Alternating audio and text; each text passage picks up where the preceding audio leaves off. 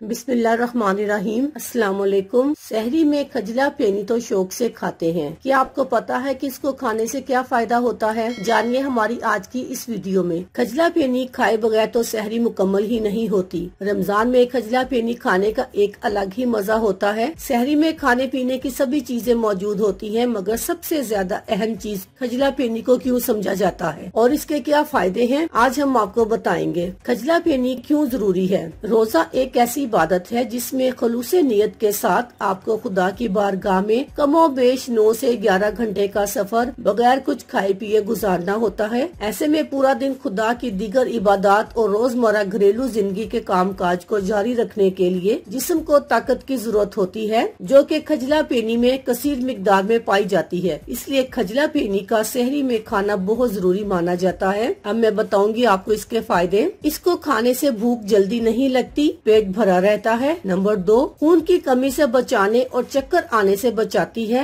Number 3, पेट खराब होने से बचाती है और पेट में मौजूद कीड़ों को भी जल्द अज जल्द बाहर निकालने का काम करती है। नंबर 4, मैदे को दुरुस्त रखती है और जिगर को मजबूत बनाती है। नंबर 5, डिहाइड्रेशन और जिस्म की खुश्की से बचाती है। अल्लाह हाफिज, शुक्रिया।